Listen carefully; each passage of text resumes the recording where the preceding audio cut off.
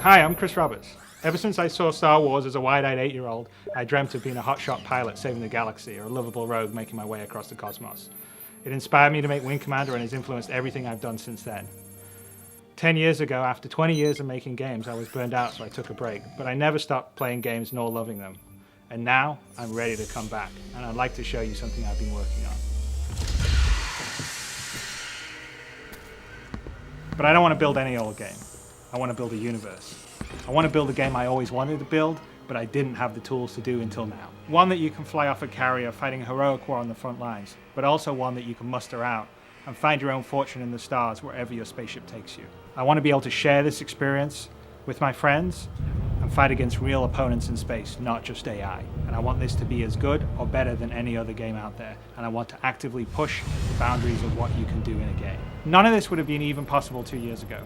But with Moore's Law driving PC performance and cost and the gaming community embracing talented developers via crowdfunding, I believe it is possible today. I've never been accused of having a small vision, and so I thought it was best if I share my ambition with you visually. I'm pretty excited by how it's joined out, so why don't you come join me for a sneak peek.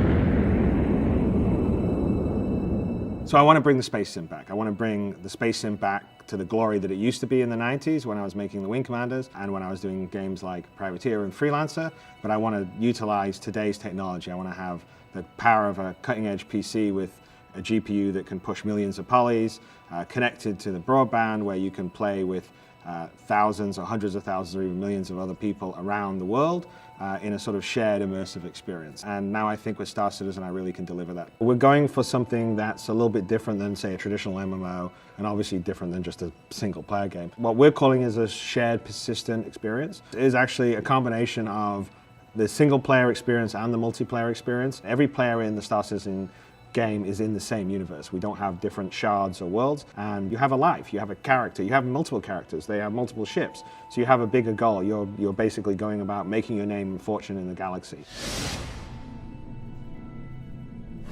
So Squadron 42 is the single player experience in the Star Citizen game and world, and Star Citizen itself is the multiplayer persistent universe experience where you'll adventure around in a galaxy with hundreds, thousands, potentially millions of other players. They both kind of coexist in the same world. So Squadron 42 is a narrative single player story that will lead you into the open sandbox game that Star Citizen is. So the single player campaign in Squadron 42 unfolds very similar to the way Wing Commander did. So Wing Commander was set up in such a way that depending on how you performed in missions or how you interacted with your wingmen and pilots, it would determine sort of how the story evolved. So your actions sort of affected the narrative of the story. We're doing that in Squadron 42 to a level of fidelity and detail more than we ever did in Wing Commander. So definitely your actions will affect and evolve how the story goes, as well as how your relationships with your co-pilots are and other people aboard the carrier that you're based on. One of the things I'm most excited by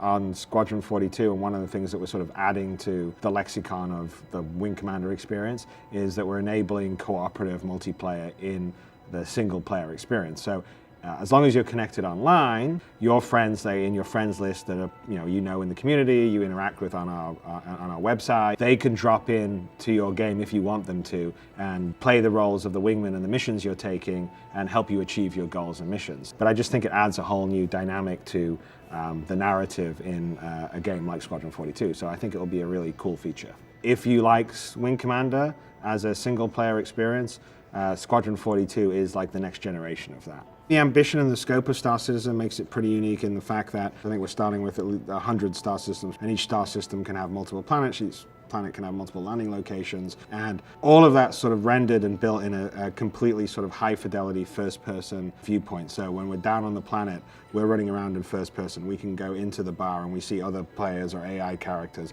and we can talk and converse with them and get missions. We can walk out of there, go to the ship dealer and buy a new ship. You can walk to the landing pad where your ship's sitting and get into it all in first person, sit down in the cockpit, take off, go out into space. So there's a level of sort of detail and fidelity that I don't think is currently out there in other space games, certainly right now. One of the great things about Star Citizen is there are a lot of different roles you can play in it. You can be a mercenary, you can be a bounty hunter, you can be a merchant trader, you can be a pirate. And we've designed and built a lot of different ships to sort of fill those roles in terms of, this ship's good for dogfighting, this ship's good for hauling cargo. Also, we have a lot of equipment that you can buy, or you can find, or you can acquire, or you can upgrade in the game that will allow you to customize your ship for the roles you want to play. I think that's one of the most exciting parts of the game, is just that sort of free form and the amount of different things that you can do, and that's kind of what Star Citizen's about. So I really felt I wanted to come back and make a game that pushed PC hardware in the way that Wing Commander used to do in the old days. Power of today's PCs are going to allow me to do a much more immersive experience than I could ever do back in the 90s when I was making Wing Commander. The level of detail and graphical fidelity will just allow more functionality, a lot more detail in terms of the ships, so we can simulate the systems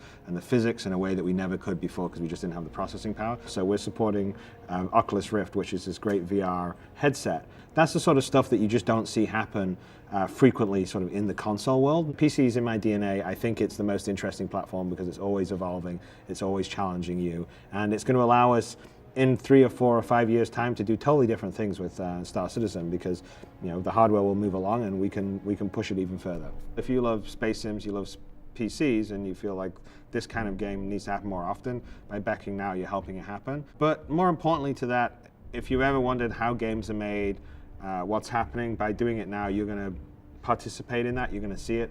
We have multiple updates on our dedicated site, the robertspaceindustries.com site, where we're describing what we're doing this week, how we built this ship, how we built this character, what our thinking is on this game mechanic or that game mechanic. So it's a real sort of insiders, behind the scenes view of the game development process. On top of that, beyond all this stuff I've talked about, we're going to be releasing parts of the game, modules of the game along the way. We're going to release the hangar module that is in August of 2013, and that module will allow you to walk around the ships that you've backed or pledged on the site, in the engine, see what they are, get inside them, check them out. Ultimately, we're going to enable multiplayer where other players can come in and check out your hangar. You can customize your hangar. This is where you'll be able to customize your ships eventually. And then in December, we're going to have the dogfighting module, which will be just standalone dogfighting in space. You can take the ships you have in your hangar and fight against other players, sort of more traditional deathmatch, matchmaking, or against AI, and you can practice and hone your dogfighting skills and give us valuable feedback in the balancing of the ships and the weapons. We can see how many players in one area is fun. So if you want to be playing parts of the game, seeing how the game is developed, having your voice heard and having your feedback, then you should join now rather than wait.